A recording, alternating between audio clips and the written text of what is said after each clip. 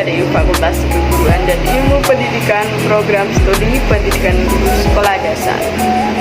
Kali ini di vlog saya akan membahas mengenai materi isu-isu dalam pembelajaran IPS. Kita simak bareng-bareng ya vlog saya kali ini. Selamat menyaksikan. Oke, yang pertama kita akan membahas mengenai IPS dulu. Dalam konteks Indonesia, Numan Somantri 2001 mendefinisikan pendidikan IPS dalam dua jenis, yaitu pendidikan IPS untuk persekolahan dan pendidikan IPS untuk perguruan tinggi. Untuk persekolahan, pendidikan IPS adalah penyederhanaan atau adaptasi dari disiplin ilmu-ilmu sosial dan humaniora, serta kegiatan dasar manusia yang diorganisasikan dan disajikan secara ilmiah dan pedagogi atau psikologis untuk tujuan pendidikan. Adapun untuk perguruan tinggi, pendidikan IPS adalah seleksi dari disiplin ilmu-ilmu sosial dan humaniora serta kegiatan dasar manusia yang diorganisasikan dan disajikan secara ilmiah dan psikologis untuk tujuan pendidikan. Kemudian diharapkan melalui pembelajaran pendidikan IPS yang telah dilaksanakan akan menghasilkan warga negara yang baik. Ciri-ciri warga negara yang baik menurut Bar dan kawan-kawan 1978 sebagaimana dikutip oleh Suprayogi 2011, yaitu yang pertama memiliki sikap patriotisme, yang kedua mempunyai penghargaan, yang ketiga memiliki sikap integritas sosial dan tanggung jawab sebagai warga negara, kemudian yang keempat mempunyai pengertian dan penghargaan terhadap nilai budaya dan tradisi yang diwariskan bangsanya, yang kelima mempunyai motivasi untuk turut serta secara aktif pelaksanaan kehidupan, kemudian kehidupan demokrasi, kemudian yang keenam memiliki kesadaran pada masalah-masalah sosial, kemudian yang ketujuh memiliki ide, sikap, dan keterampilan yang diharapkan sebagai seorang warga negara, dan yang kedelapan mempunyai pengertian dan penghargaan terhadap sistem ekonomi yang berlaku. Oke, selanjutnya kita akan membahas mengenai isu global dalam pembelajaran IPS. Isu global penting dijadikan bahan pertimbangan dalam pembelajaran pendidikan IPS karena tujuan utamanya adalah agar peserta didik dapat menjadi warga negara yang baik dengan segala indikator yang melekat. Peserta didik harus melek atau paham isu yang berkembang di level global, nasional, lokal, dan keterkaitan serta pengaruh dari isu-isu tersebut. Ada banyak isu global yang perlu dijadikan sebagai bahan pertimbangan dalam pembelajaran pendidikan IPS, diantaranya yaitu isu kesehatan, ekonomi, masalah keamanan, perang, ideologi, hak asasi manusia, kemiskinan, lingkungan hidup, peredaran narkotika, perbudakan, dan terorisme. Kali ini kita akan membahas beberapa dari isu global ya. Yang pertama yaitu ada kemiskinan. Kemiskinan dengan segala turunannya adalah ancaman bagi kelangsungan hidup manusia. Krisis ekonomi global menyebabkan terjadinya PHK besar-besaran yang berdampak pada hilangnya sumber pendapatan keluarga, sehingga memunculkan keluarga-keluarga miskin baru. Negara maju atau kaya mampu menjamin kehidupan sosial ekonomi karena kondisi keuangan cukup, tapi bagi negara miskin tidak demikian, maka tidak jarang muncul masalah sosial yang berakibat pada runtuhnya rezim suatu negara.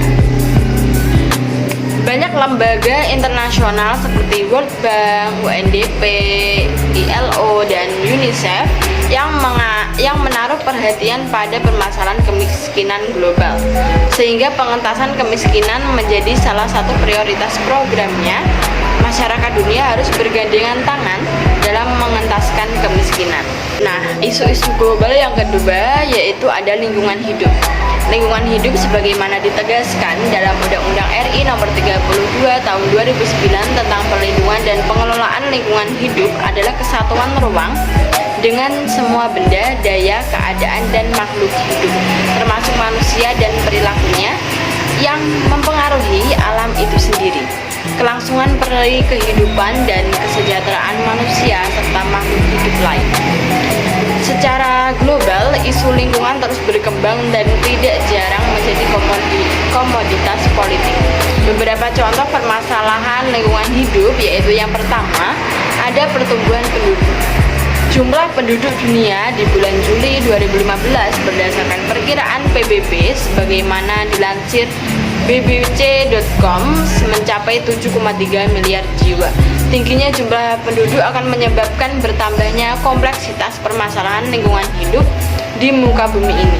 Menurut Ferdinand Asmin 2014, perilaku konsumsi, pola produksi, dan distribusi sumber daya alam antar negara selalu berubah.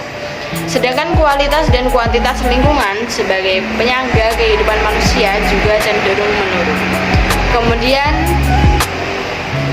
yang kedua yaitu ada perubahan iklim global. Bumi semakin panas, demikian istilah untuk mendeskripsikan peningkatan suhu permukaan bumi. Peningkatan suhu permukaan bumi menjadi isu global. Kemudian ada terorisme. Terorisme telah ada sejak manusia mengenal kebudayaan dengan berbagai bentuk dan motivasinya.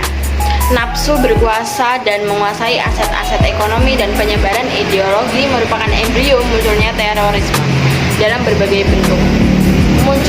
Menurut Mustafa 2002, terorisme adalah tindakan kekerasan atau ancaman untuk melakukan tindakan kekerasan yang ditunjukkan kepada sasaran acak yang berakibat pada kerusakan, kematian, ketakutan, ketidakpastian, dan kepuasan massal.